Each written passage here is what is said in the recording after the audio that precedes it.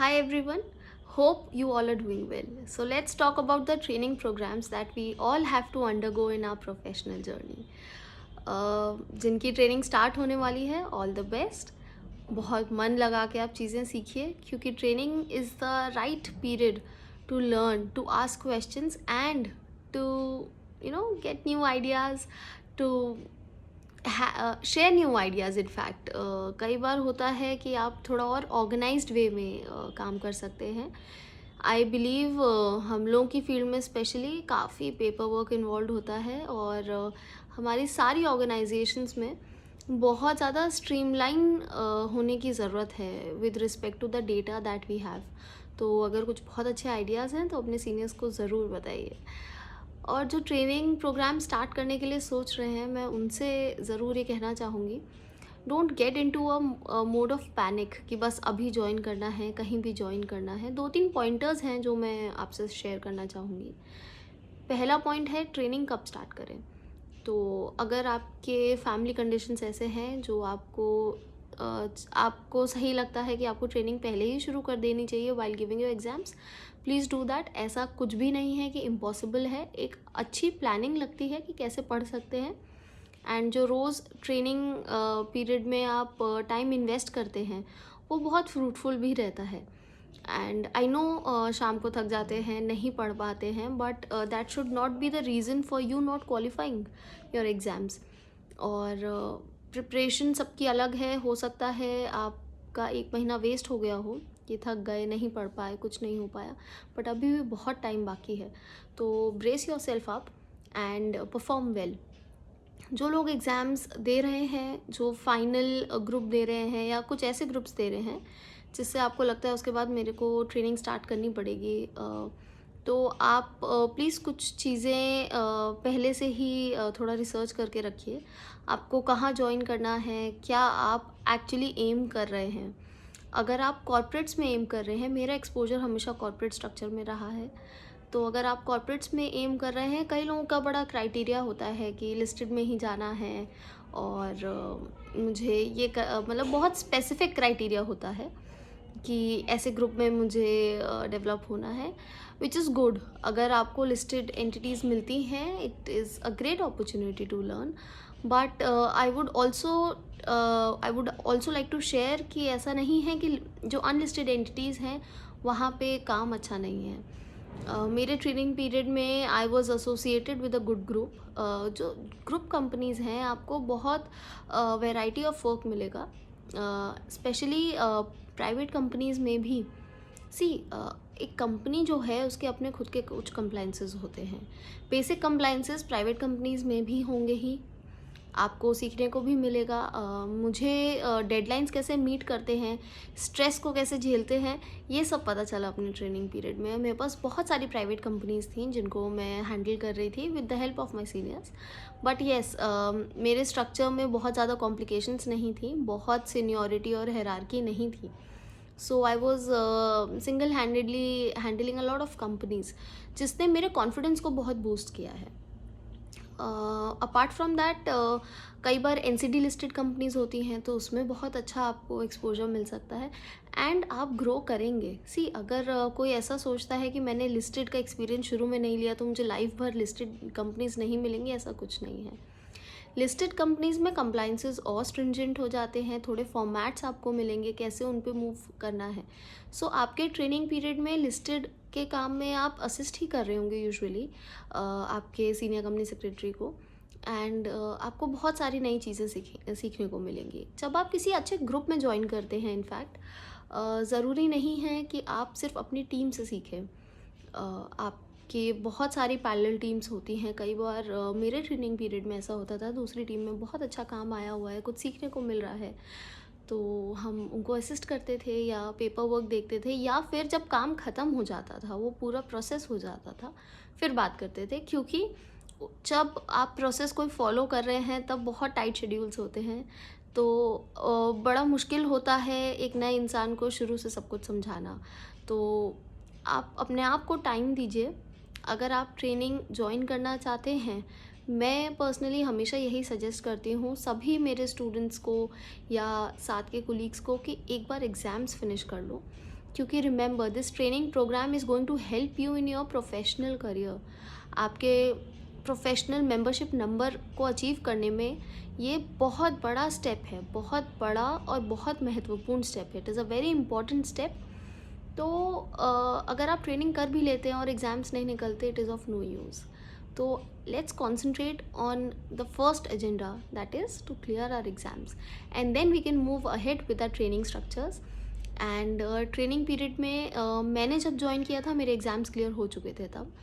तो in comparison to other trainees मेरे पास बहुत ज़्यादा लिवरेज था कि मैं नए प्रोजेक्ट्स में इन्वॉल्व हो सकूं। मेरे को ये टेंशन नहीं थी कि वापस जाके ये पढ़ाई करनी है। ठीक है, हाँ, पढ़ाई छोड़ नहीं दी थी, लेकिन हाँ, एग्ज़ाम प्रेशर नहीं था। तो उसकी वजह से मैं बहुत सारे प्रोजेक्ट्स में अपना टाइम डिवोट कर पाती थी। तो ये मेरे प्रोफेशनल जर्नी में मुझे बहुत हेल्प की है इस चीज़ ने। कई लोग कहेंगे कि टाइम बढ़ जाता है, बट मैं इस फ़िलॉसफी में बिलीव करती हूँ कि जॉब तो ज़िंदगी भर करनी है, या प्रैक्टिस, या जो भी आपको अपना प्रोफेशनल करियर तो लाइफ लॉन्ग परस्यू करना है। It is not a race, you just have to get better with your work and you have to aim on that only. तो मैं सबको यही सजेस्ट करूँगी कि ट्रेनिंग आप ज्वाइन करिए, बट बहुत पैनिक मोड में मत ज्वाइन करिए। एंड अपने ट्रेनिंग पीरियड में अपने आप को थोड़ा टाइम दीजिए। कई स्टूडेंट्स होते हैं, 1-2 महीना किया, नहीं अच्छा लग रहा, सीनियर अच्छे नहीं हैं, कंपनी अच्छी नहीं है, मेरे फ्रेंड्स की ट्रेनिंग तो बहुत अच्छी लगी है, उनके यहाँ तो बहुत अच्छा है, मुझे नहीं करना है। ऐसा नहीं है, ऐसा बिल्कुल भी नहीं है। अगर बाय चांस आप किसी बहुत ऐसे सिचुएशन में हैं जहाँ पे आपको बहुत स्ट्रिक्टनेस या बहुत वर्कलोड का सिचुएशन फेस करने को मिल रहा है, जस्ट फील लकी, क्योंकि आगे आने वाली जर्नी में आपको बहुत हेल्प होगी इस चीज़ से। आप जब एज अ सीएस डिसीजंस लेंगे कि क्या ये करना चाहिए कि नहीं करना चाहिए, आपके ट्रेनिंग पीरियड के कुछ एक्सपीरियंसेस आपको हमेशा गाइड करेंगे। तो ट्रेनिंग्स के लिए be serious about all the training programmes जो हमारे इंस्टीट्यूट ट्रेनिंग प्रोग्राम प्रोवाइड करते हैं।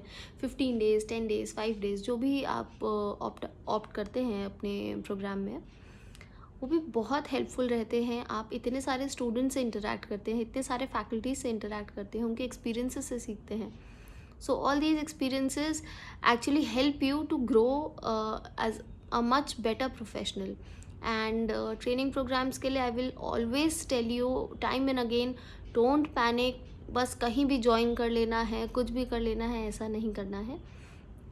और एक चीज़ और, मेरे ट्रेनिंग प्रोग्राम में एक बार ऐसे ही डिस्कशन चल रहा था। There was a friend of mine जो ट्रेनिंग प्रोग्राम में ही मिली थी। She was undergoing her training under a practising company secretary, और मेरा कॉर्पोरेट एक्सपोजर था। तो एक ये भी रहता है कि अच्छा, कॉर्पोरेट एक्सपोजर में तुम्हें ज़्यादा काम नहीं मिलता है, थोड़ा मतलब मोनोटोनस काम है, ये एनुअल फाइलिंग हो गई, कुछ MGT 14 हो गए, कुछ चार्जेस का हो गया, बट क्रीम काम नहीं मिलता है। प्रैक्टिसिंग कंपनी सेक्रेटरी के अंदर आपको बहुत सारे वेराइटी ऑफ टास्क मिलेंगे, विच इज़ ट्रू कुछ जगह, but fortunately I was in such an organization जहाँ पे काम की वैरायटी इतनी ज़्यादा थी, be it merger and amalgamations, compoundings, charges, incorporations, कुछ भी। तो कभी भी just don't have a pre conceive notion कि मैं PCS के अंडर जाऊँ, मैं जॉब करूँ, कि मैं क्या करूँ।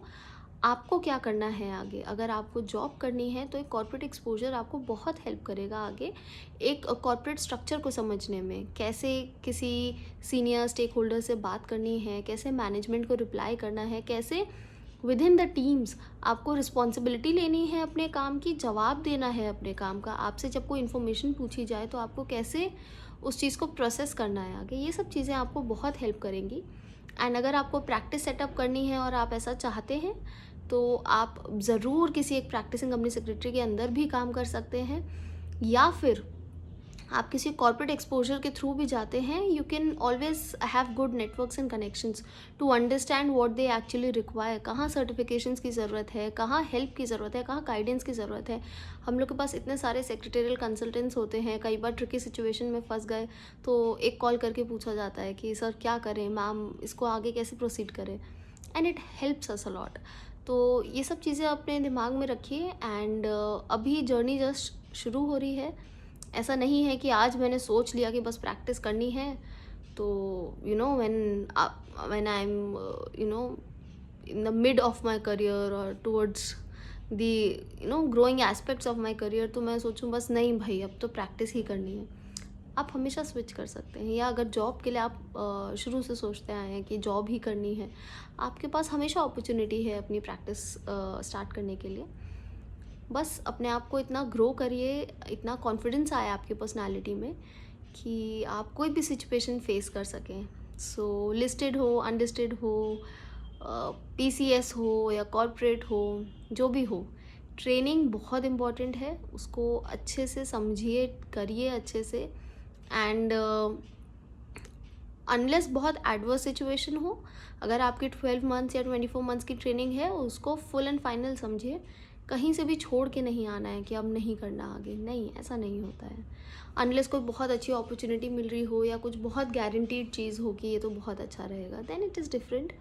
But stick to your training program, stick to your organization, be loyal to them, and you never know what future holds for all of you. All the best.